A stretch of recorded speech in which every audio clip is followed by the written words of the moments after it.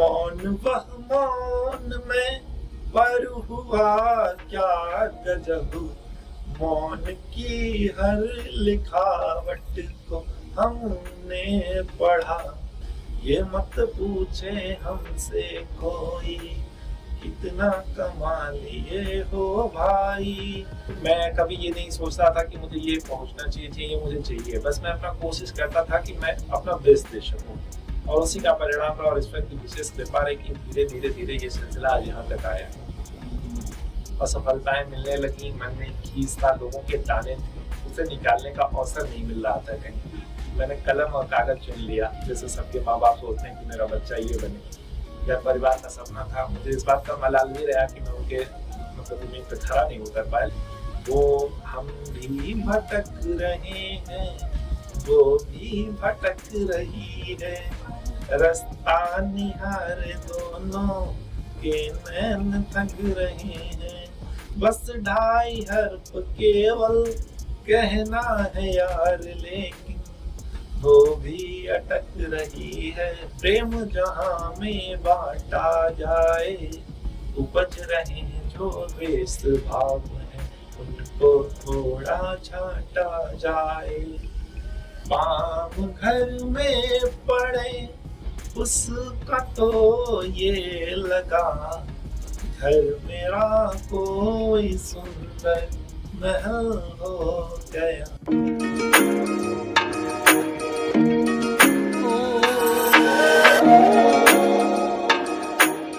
आज हमारे साथ स्टूडियो में उपस्थित है एक ऐसी शख्सियत जो किसी परिचय के मोहताज नहीं है। सोशल मीडिया पे इनकी गजलें, नज़में और कविताएं अच्छा खासा हाइप क्रिएट करती हैं।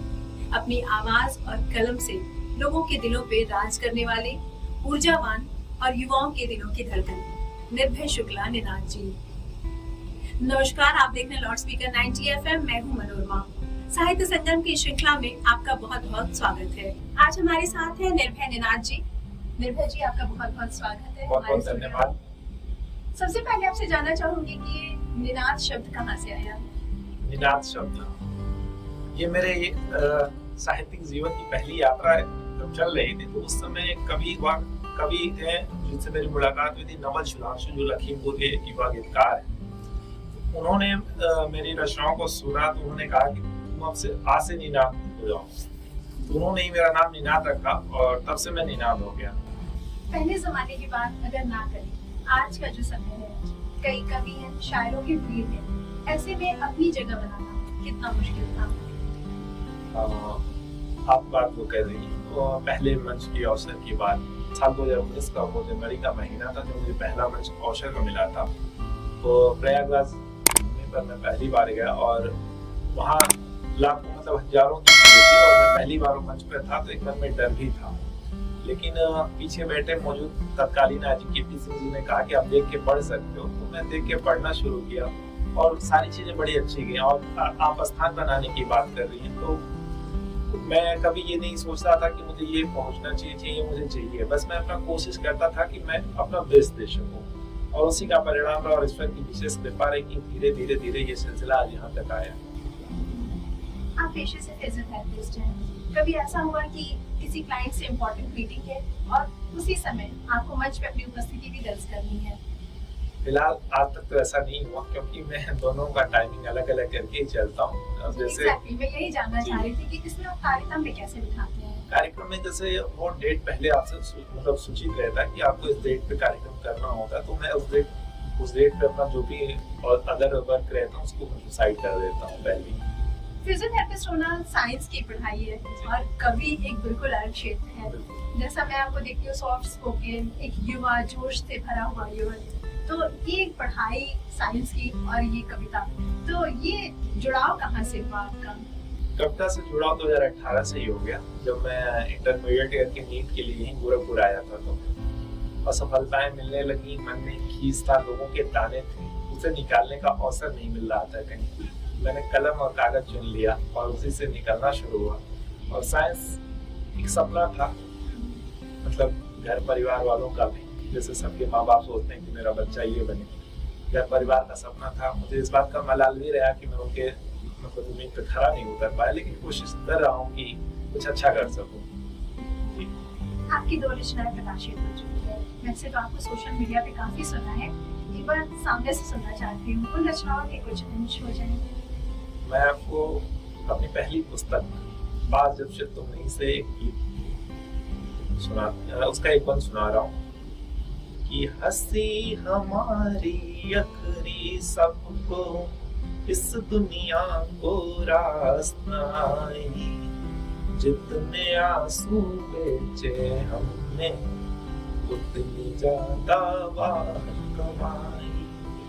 बंद सुनेगा कि केवल यही प्रयास रहा है, प्रेम जहां में बांटा जाए, उपज रहे जो द्वेष भाव है उनको थोड़ा छाटा जाए। जब भी राहों से हम भटके अपनी राहें स्वयं बनाए, काम असंभव जो लगते हों उनको संभव कर दिखलाए। ये मत पूछे हमसे कोई कितना कमा लिए हो भाई, जितने आंसू बेचे हमने उतनी ज्यादा बात कमाई। निर्भय जी, आप युवा हैं, युवाओं की बात हो और रोमानियत की बात ना हो, बात कुछ अधूरी रह जाती है। और आपकी रचना भी है पास जब से तुम नहीं। मुझे लगता है इसमें छुपा हुआ कुछ जिक्र जरूर होगा, तो कुछ ऐसा कुछ सुनना चाहती हूँ। सबको लगता है आप युवाओं की बात करें, मैं युवाओं के ही तरफ लेके चलता हूँ। मेरी 4 पंक्तियां थी कि वो हम भी भटक रहे हैं, वो भी भटक रही है, रास्ता निहार दोनों के नैन थक रहे हैं, बस 2.5 हर्फ केवल कहना है यार, लेकिन वो भी अटक रही है, हम भी अटक रहे हैं। जी निर्भय जी, आपके क्षेत्र के एक काफी एक प्रसिद्ध कवि है दिनेश बावला जी। उनका कहना है कि आपका ये जो कला का क्षेत्र है, हमारा जो कला का क्षेत्र है, काफी समृद्ध हो चुका है। तो इसमें जो नए युवा शायर के तौर पे, कवि के तौर पे जगह बनाना चाहते हैं, तो कितनी संभावना है आपके? पूरी संभावना है। बशर्ते ये एक शर्त है, मेरी सोच है कि आप अपने काम के प्रति कितनी ईमानदार हैं। इसमें ये होता है कि हम एक पंक्ति लिखते हैं और एक पंक्ति किसी और की ले लेते हैं, किसी और की ले लेते हैं और फिर हम मंचों पे चले जाते हैं। तो अगर आप ऐसे करके जाए तो आप हो सकता हो कि आप ख्याति पा जाएं, लेकिन वो ख्याति आपकी लंबे दिनों तक नहीं चलेगी। तो मेरा मानना है कि आप अपने स्वयं से ये प्रश्न करिए कि हमें कहाँ पहुँचना है, और उस हिसाब से फिर आप उसको लिखिए। और निश्चित तौर पर अगर आप ऐसा करते हैं तो एक दिन देर हो सकता है, लेकिन आपको अपनी मंजिल जरूर मिलेगी। विधा की अगर बात करें, आजकल एक ट्रेंड सा चला हुआ है, गद्यात्मक जो कविताएं होती हैं, जैसे पुरानी लीग में चलने वाले जो लोग हैं वो उसको कविता नहीं मानते हैं, जिसे तुकबंदी कहते हैं। आज की कविताओं में तुकबंदी नहीं होती है, तो आपको ये कहाँ तक सही लगता है? वो उसको आप कविताओं की धारा से जोड़ देंगे? नहीं, मैं उन लोगों से सहमत हूँ, लेकिन वर्तमान का जो समय है उसमें हम जैसे व्यंग्यात्मक शैली को उसमें रूप में ले सकते हैं, लेकिन मैं भी उन लोगों से सहमत हूँ कि मैं उसे कविता का रूप नहीं दे सकता जी, क्योंकि कविता के अपने कुछ मानक हैं, अपने कुछ नियम हैं। अगर सारी चीजें हम उसको कविता को मानते चलेंगे, फिर कविता का अस्तित्व ही क्या। जहाँ तक मैं सुनती हूँ, मैं भी बहुत शायरों को सुनती हूँ, आपको सुनती हूँ, क्या आपने भी इस विधा में कुछ लिखा है? गद्य में मैं बहुत कम कोशिश करता हूँ लिखने की। मैं स्टोरी वाइज जरूर लिखता हूँ। वो मेरी कहानी होती है जो अभी एक हाल ही में पुस्तक मेरी आने वाली है, एक लड़की के नाम। तो उसमें मेरा वो पत्रावली संग्रह है जिसमें वो सारे गद्यात्मक चीजें रहेंगी, लेकिन मैं कोशिश करता हूँ कि मैं छंदों में ही रहूँ, इसलिए मैं कविता छंदों में ही, बहरों में ही लिखता रहता हूँ। कहते हैं कलाकार का मन बड़ा नाजुक होता है, वो कला से जुड़ा होता है, लेकिन आजकल जो कला का क्षेत्र है उसमें तकनीकी चीजें बहुत जुड़ गई है। आज के जो शायर हैं, जो कवि हैं, उनका इस तकनीकी दक्षता में सक्षम होना कितना आवश्यक है, कितना जरूरी है? नहीं, सबसे पहले आप जिस दक्षता की बात कर रही हैं वो आप पर निर्भर करता है कि आप किस चीज का चुनाव कर रही हैं। मैं बहुत ऐसे लोगों को जानता हूँ जो डॉक्टर हैं लेकिन कविता कर रहे हैं, इंजीनियर हैं कविता कर रहे हैं। बहुत से ऐसे लोगों को भी जानता हूँ जो अपने पढ़ाई लिखाई को छोड़ के मतलब अपनी जॉब छोड़ के सिर्फ कविता करते हैं। तो ये आप पे निर्भर करता है कि आप करना क्या चाहते हैं। जैसे एआई का जमाना है, अभी वॉइस चेंज लोग कर ले रहे हैं, कई लाइंस कहीं और से ऐड कर लेना, ये मेरा मानना इस विषय पर मेरा मानना है कि ये नुकसानदायक है, ये भविष्य के लिए घातक है। एआई का ये जो दौर है वो भविष्य के लिए घातक है और निश्चित तौर पे इसका दुरुपयोग हो रहा है और आने वाले दिनों में इसके और अच्छा, अपनी पसंद की कविता जो आपके दिल के बात करे। मैंने एक गीत हाल ही में लिखा था, वो गीत शायद मुझे ऐसा लगता है कि वो सारे युवाओं को भी पसंद आए जो इस समय एक नए युगल जोड़े में बंधे हों या फिर किसी से प्रेम करते हों। वो गीत इसलिए भी विशेष है कि क्योंकि कुछ चीजें ऐसी होती हैं जो किसी के आने से बदल जाता है और एकाएक माँ सरस्वती ने मेरे कलम में वो उतारा और मैं वो गीत आपके सामने रख रहा हूँ कि प्रेम में उसके मन ये भगीरथ हुआ, आंखों का पानी खुद गंगा जल हो गया, पाम घर में पड़े उसका तो ये लगा, घर मेरा कोई सुंदर महल हो गया, आंखों का पानी खुद गंगा जल हो। इस गीत के एक एक बंद को अगर आप करीब से महसूस करेंगे तो एक चित्र आपके सामने आएगा कि पार कर हर परिधि बार पर आए जब, प्रेम उसका दिखा आवरण में मेरे, उसकी बातों का मुझ पे असर ये हुआ, उद्धरण हो गया आचरण में मेरे, ये हाथ से उसके जब आचमन कर लिया, रेत जैसा ये तन मन सजल हो गया, आंख का पानी खुद गंगा जल हो गया। दूसरा बात सुनिएगा कि भाव उसके नयन के यही कह रहे, प्रेम का एक आधार हमने गढ़ा, मौन वह मौन में पर हुआ क्या गजब, मौन की हर लिखावट को हमने पढ़ा।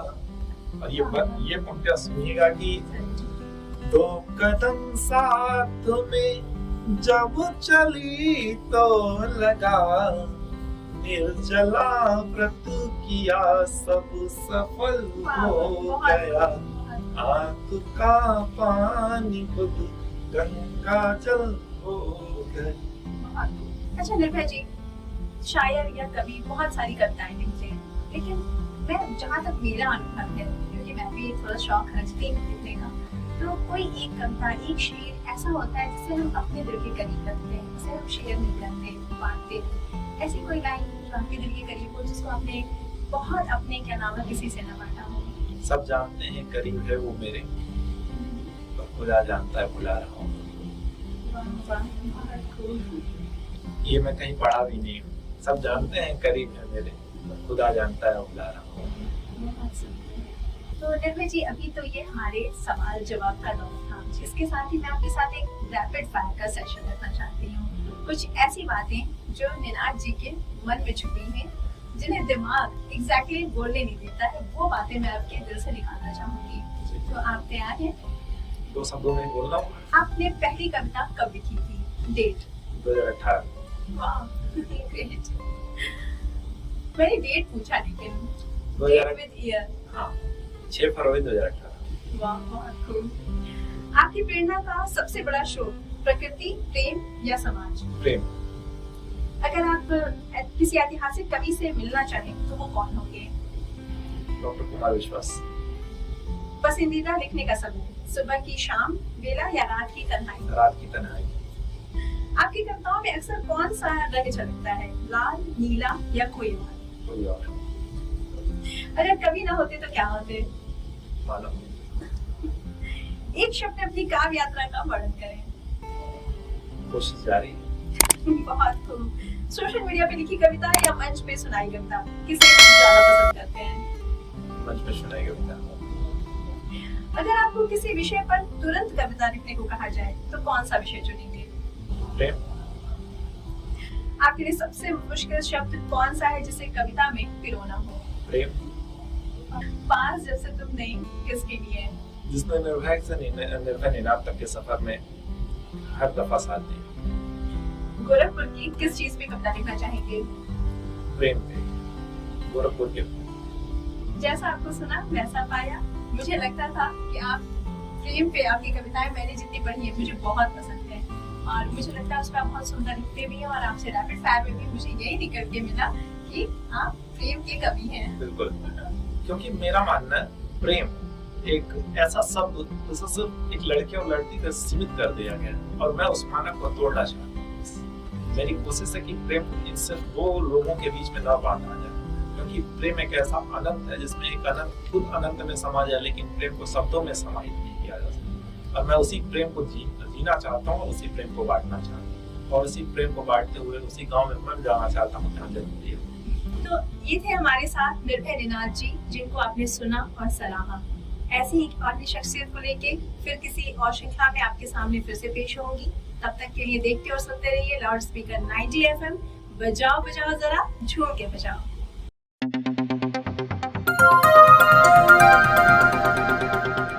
बजाओ जरा झूम के बजाओ, बजाओ बजाओ जरा झूम के बजाओ।